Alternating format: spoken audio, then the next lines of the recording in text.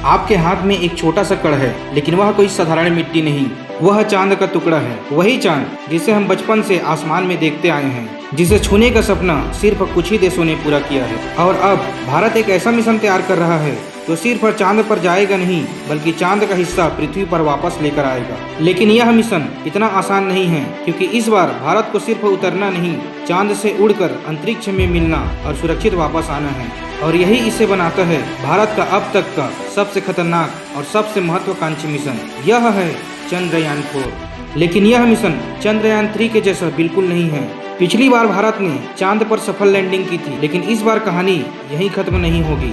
इस बार सब कुछ उल्टा होने वाला है। पहले चांद पर उतरना होगा, फिर वहां से मिट्टी इकट्ठा करनी होगी और फिर चांद से वापस उड़ान भरनी होगी। सोचिए, पृथ्वी से रॉकेट लॉन्च करना आसान है, लेकिन चांद से रॉकेट उड़ाना यह स्पेस साइंस के सबसे मुश्किल टास्क में से एक है।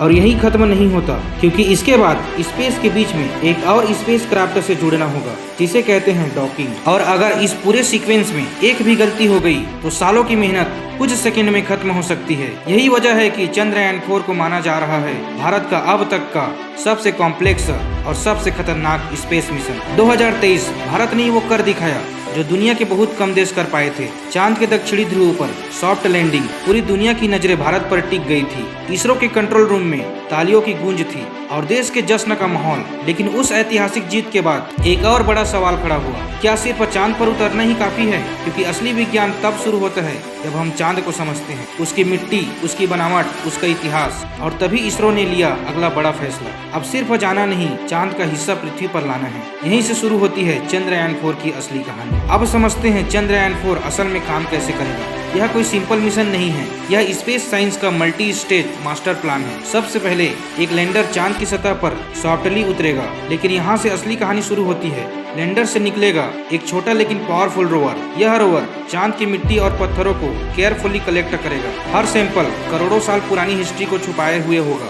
और फिर आता है मिशन का सबसे खतरनाक और चैलेंजिंग स्टेप, एसेंट मॉडल। यह एक छोटा सा रॉकेट होगा जो चांद की सतह से उड़ान भरेगा। सोचिए, पृथ्वी से रॉकेट लॉन्च करना आसान है, क्योंकि यहाँ एडवांस लॉन्च पैड, एटमॉस्फेयर और फुल कंट्रोल होता है। लेकिन चांद पर कोई लॉन्च पैड नहीं, कोई एटमॉस्फेयर नहीं और ग्रेविटी पूरी तरह अलग। फिर भी यह छोटा रॉकेट परफेक्ट टाइमिंग के साथ उड़ान भरेगा। और इसके बाद आता है मिशन का सबसे mind blowing part, space docking. यानी यह एसेंट मॉड्यूल मून ऑर्बिट में घूम रहे ऑर्बिट से जाकर जुड़ेगा।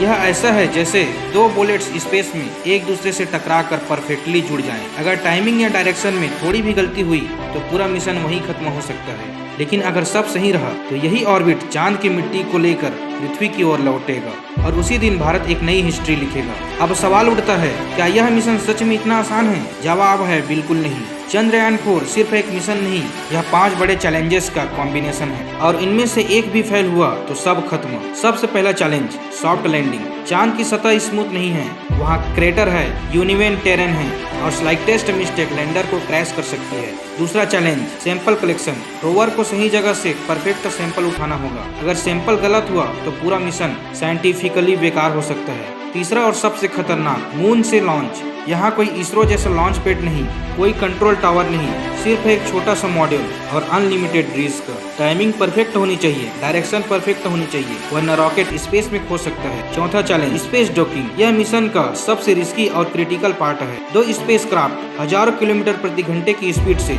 स्पेस में घूम रहे होंगे और उन्हें परफेक्ट प्रिसीजन के साथ एक दूसरे से जुड़ना होगा। यह ऐसा है जैसे 2 गोलियां हवा में एक दूसरे से टकराकर एग्जैक्टली फिट हो जाएं। और आखिरी चैलेंज, अर्थ रिटर्न। चांद से लाया सैंपल सेफ तरीके से पृथ्वी पर उतरना चाहिए, क्योंकि अगर लैंडिंग फेल हुई तो सालों की मेहनत एक सेकंड में खत्म हो सकती है। और वही वजह है कि चंद्रयान 4 दुनिया के सबसे कठिन मिशन में गिना जाएगा। लेकिन अगर भारत इन सभी चैलेंजेस को पार कर गया तो वह सिर्फ चांद तक नहीं पहुंचेगा, वह स्पेस टेक्नोलॉजी में एक नई दुनिया बना देगा। अब सोचिए, इतना कॉम्प्लेक्स मिशन पॉसिबल कैसे होगा? इसका जवाब है टेक्नोलॉजी। चंद्रयान 4 में इस्तेमाल होगी भारत की अब तक की सबसे एडवांस्ड स्पेस टेक्नोलॉजी। सबसे पहले ऑटोनोमस नेविगेशन सिस्टम, यानी स्पेस क्राफ्ट खुद डिसाइड करेगा कि उसे कहाँ उतरना है, क्योंकि चांद पर कोई जीपीएस नहीं होता, सब कुछ ऑन बोर्ड कंप्यूटर के भरोसे होता है। दूसरा, प्रिसीजन लैंडिंग टेक्नोलॉजी। लैंडर को एकदम सही जगह पर उतरना होगा, कुछ मीटर की गलती भी रेस में बदल सकती है, इसलिए सेंसर, कैमरास और AI based system real time calculation करेंगे।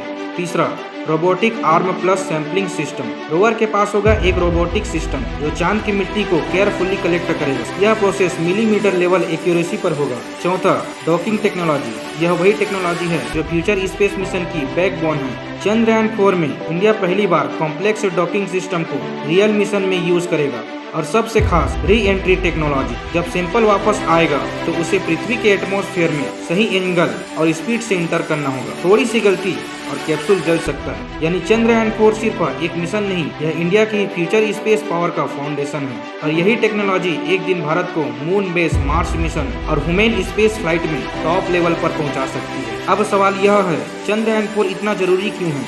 क्या सिर्फ चांद की मिट्टी लाना इसका गोल है? नहीं, यह उससे कहीं ज्यादा बड़ा है। सबसे पहला कारण, साइंस चांद की मिट्टी में छुपा है। हमारे पूरे सोलर सिस्टम का इतिहास हमें बता सकती है चांद कैसे बना, पृथ्वी कैसे बनी और अरबों साल पहले क्या हुआ था।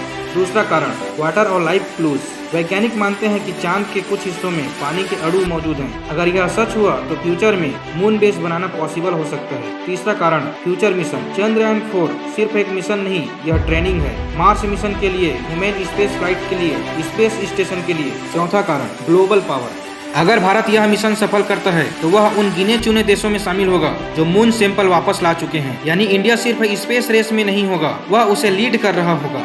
और सोचिए, एक दिन ऐसा आएगा जब भारत चांद पर बेस बनाएगा और शायद पहला इंडियन एस्ट्रोनॉट चांद की सतह पर चलेगा। चंद्रयान 4 सिर्फ एक मिशन नहीं है, यह भविष्य की शुरुआत है। कल्पना कीजिए वह दिन जब भारत का स्पेसक्राफ्ट चांद से मिट्टी लेकर पृथ्वी पर लौट रहा होगा। पूरी दुनिया की नजरें एक बार फिर भारत पर होंगी। हर स्क्रीन पर एक ही सवाल होगा, क्या भारत यह कर पाएगा?